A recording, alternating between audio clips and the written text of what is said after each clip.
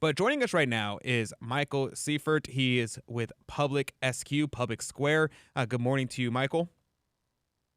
Good morning. Great to be here. Praise be to God. It's good to have you on. Now, Michael, I saw this thing, Public Square, and I was really encouraged by it. It's something that I have not really seen and before, and it was something that I had talked about with friends of mine on a smaller scale. We were talking about, let's have our buddies get together and let's support local businesses and let's support people who have Catholic values, have Christian values, have American values. And this happens and it becomes very difficult. It became very, very difficult. Even to support local, I had the struggle of I'd go to a local place and they'd have LGBT flag up on it. I'd go to a local coffee shop and it's completely woke. So even trying to support local, you end up supporting immoral values. And then I came across Public Square. So let's start from the beginning. Tell me about Public Square. Well, we are the nation's largest marketplace of businesses that are expressively pro-life, pro-family, and pro-freedom. This marketplace is filled with over 70,000 small businesses from around the country that love the country, the Constitution, the values that it protects, and they would never lecture you about woke political issues when you're simply trying to buy a cup of coffee. It's incredibly refreshing. It's free to sign up for consumer and business alike. You can find out more at publicsq.com. So we are a marketplace that is often titled the parallel economy. And a lot of people throw around that phrase. And essentially what it means is that the existing institutions in our society, corporate America, has largely become corrupted. If you look at Target, you look that they're more interested in lecturing you and your kids about gender ideology and sexuality than they are on providing quality products. If you look at Bud Light, they are more interested on lecturing you about transgenderism than they are about providing quality beer. And for millions of Americans like myself, and like I'd imagine yourself, and like your listeners, we don't want to be lectured about these things when we're trying to shop. We don't want to feel like every time we're spending money on a company, we're empowering an ideology that's antithetical to our own. We want to feel instead like our purchases are contributing to the betterment of our value system and our society. And more than anything, are simple in nature. They're just about providing quality goods at an affordable price in a way that honors your community. That's our goal. And so we've created a marketplace that helps consumers do just that. So you don't just have to boycott, you can actually shift your dollars to somewhere more positive. Your desire for a local network of businesses that wouldn't infringe upon your values and your convictions and your liberties is very akin to our desire as well. And the great news is that there are tens of millions of Americans around the country that share that same desire, and now we're doing something about it. It's very And exciting. I was really surprised. So I downloaded the app and I started to use it. And immediately I thought that it was going to be kind of sporadic. I've seen apps similar to this about other things. And every time I've used it, I would just check the location and there's just nothing around me. And I was very surprised, happily surprised when I opened it up. There were tons of local businesses, local restaurants, which was awesome to be able to eat at restaurants that I know have American values, have Christian values to give them my money. And I was really impressed by that. So how did this grow so seemingly rapidly under the radar? Because I hadn't heard about it until recently, and I was really impressed by that aspect of it.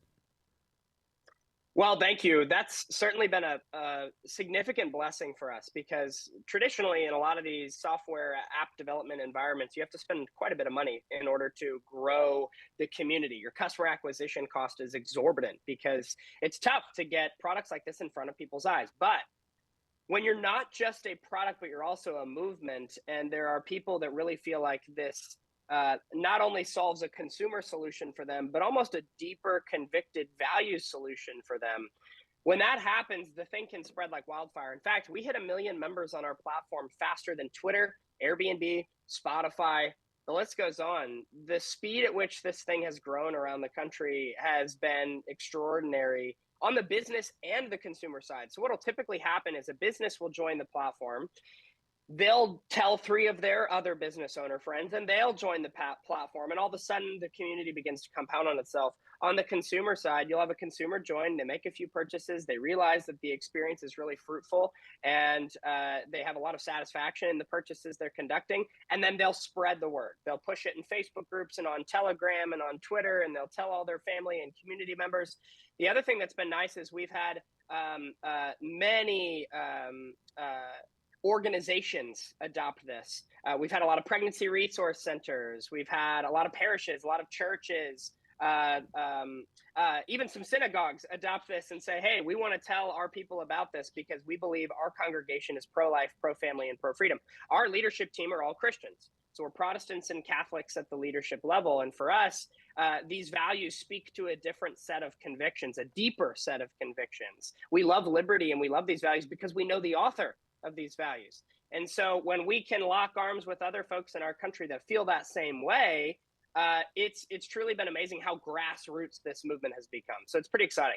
Amen. It's funny you mentioned that the wide variety of people involved because my friends with the American Defense for Tradition, Family, and Property, they refer to this as 10 Commandment Americans. He says, like, if you may not be Catholic, you may be a Protestant, you may be Jewish, whatever it is that you are, but if you believe in the 10 Commandments and uphold the 10 Commandments, strive to live by them, he calls them the 10 Commandment Americans. We're going to go to a quick break. When we come back, I want to pick up more on this conversation. I do want to encourage, if you have a business, think about putting it up there. And especially if you're in my area, I would love to shop at your location. So make sure you sign up for that. And I'd love to see people and be able to support people who share values with mine. So if you're a 10 Commandment American, go to publicsquare.com. We'll be right back. And welcome back to Catholic Drive Time. This is your host, Adrian Fonseca. It's so good to be on with you today. Praise be to God. It's always good to be here. You know, we cover a lot of bad news, and sometimes it gets a little depressing. And so it's always good every once in a while to have a little bit of good news. But the good news is always mixed in with the bad news. So let me give you the bad news first. The bad news is there's woke corporations all over the globe that want to, one, take your money, and two, corrupt your life, your children's lives, and the lives of all Americans. And the number three is that they also just hate you. So that's the bad news. I hate to tell you that. The good news is there is an organization that is trying to combat that. And that's Public Square. And I said publicsquare.com. It's publicsq.com. It's the company goes by Public Square, but it's publicsq.com is the way to find it. And joining us right now is the CEO of Public Square, Michael Seifert. Good morning to you, Michael. You're on mute at the moment. Good morning. It's great to be here. Praise be to God. Now, I think this is a really awesome thing. And you have these values that you have set aside. Can you tell me about these values and how you're able to make sure that the companies that sign up and list themselves there are in fact keeping with those values? Yeah, that's a great question. So if you go to publicsq.com and you scroll down the homepage, you'll see a section that says Our Values. You'll note that the banner on this section says that we are pro-life, pro-family, pro-freedom. Those principles guide everything we do. And then we've broken it down into 5 more specific values that speak to that pro-life, pro-family, and pro-freedom posture. Number 1 is we're united in our commitment to freedom and truth. That's what makes us Americans. We do believe in objective truth. Number 2, we will always protect the family unit and celebrate the sanctity of every life. Number 3, we believe small businesses and the communities who support them are the backbone of our economy. Number 4, we believe in the greatness of this nation and we will always fight to defend it. And finally, number 5, our Constitution is non-negotiable. Government is not the source of my rights, so it cannot take them away. My rights come from somewhere. They've been endowed by my Creator. They're unalienable. Among these, life, liberty, the pursuit of happiness. These are the principles that guide our experience. So, second question, how do you vet along with these values? Well, in 3 ways. First, it's self-selecting. Many businesses don't join us unless they agree adamantly with these things because they'd be labeling themselves under some banner that they don't actually agree with. So we don't have a lot of woke infiltrators try to join the platform because they would end up getting associated with a group that they claim to despise. So it's very self-selecting in that regard.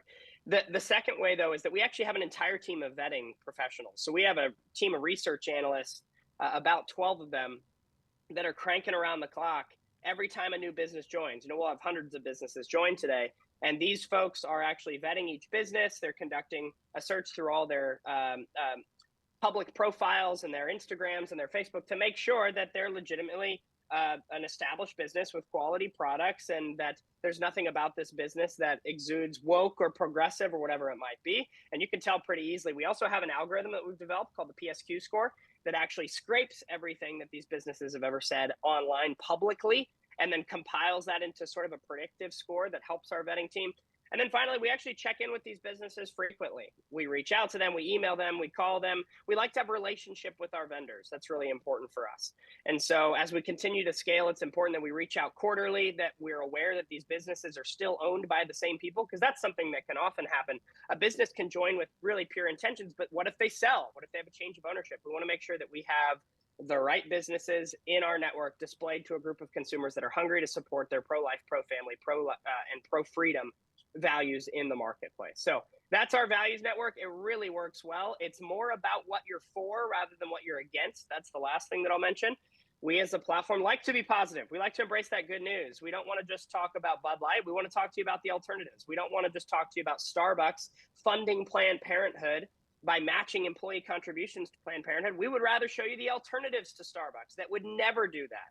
They would never infringe upon the lives of the most vulnerable with your dollars. And that posture has allowed our platform to really grow with a lot of positivity. It's exciting. Well, Michael, it sounds like you covered a lot of your bases there. It's really, really impressive. And, I'm curious to see, or rather to hear from you about, this specific experience. So we've been following stories, like, for example, Target having, their board pushing all kinds of woke agendas and that sort of thing, and kind of leading their investors down this rabbit hole of just craziness, right? And some of them are maybe fed up and they're trying to rein everything in. At the same time, we've seen these conservative companies be deplatformed by some of their credit card processing vendors. Is that something that you've experienced with at PublicSQ, or is that a problem that you also found a solution to? Thankfully, we found a solution. We, in the early days, got a call from our bank. Chase Bank called us and said, hey, I see this little startup you've got going. Tell me a little bit more about your political values. We said, excuse me, you're a bank. Wow. You can't ask us that. And they did. They asked us about our political values. They threatened to cancel us. So we said, all right, we're out. We had over $1 million in our checking account with them. We pulled it all. And we went and found a bank that loves our values and would never infringe upon our right to conduct commerce and these transactions in a free manner. So we found Axos Bank. They're actually on our platform. So we used our own platform to find a business bank, and they do personal as well. It was pretty phenomenal to watch how cool that relationship came together and how quickly it came together because of that shared values alignment and trust. So on banking, we're covered. On payments, we've actually partnered with quite a few payment processors on our platform that are in this parallel patriotic economy that are pushing back against the tyrannical forces like PayPal, which is really exciting. We're also developing one of our own.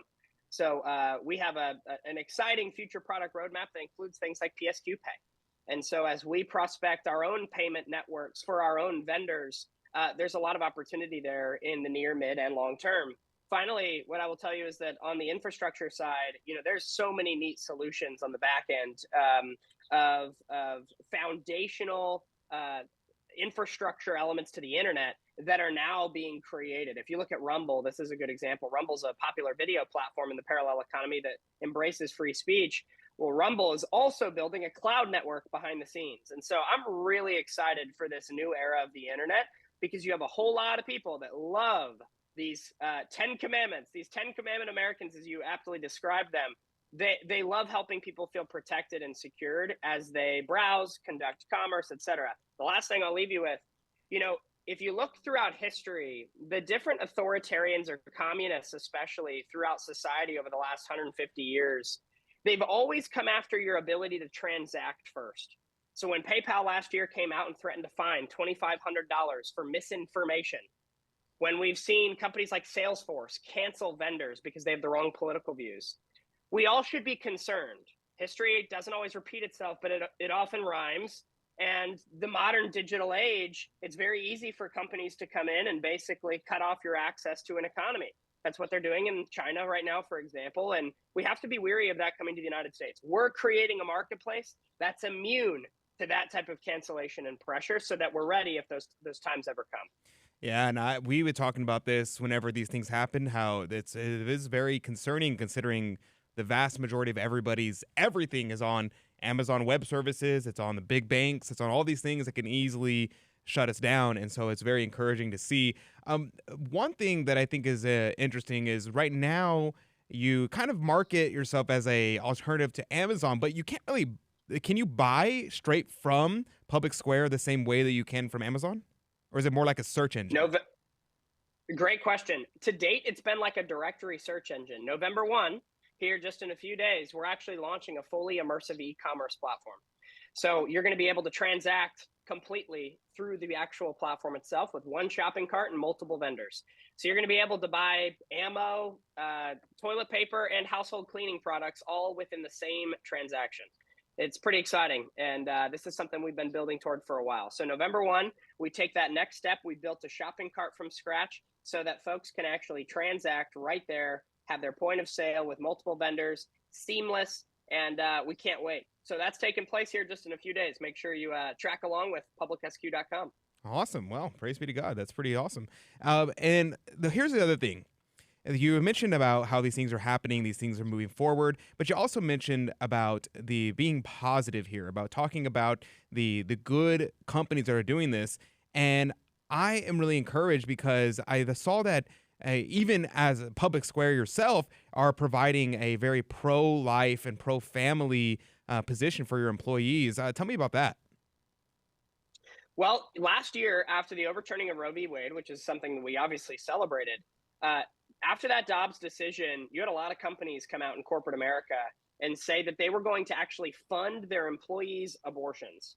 They would spend $4,500. These are companies like Amazon, Lululemon, Verizon, different baby care companies, believe it or not. You had Hello Bello, a diaper company, come out and say that they were going to fund their employees' abortions. It's absolutely absurd. Honest Company did the same.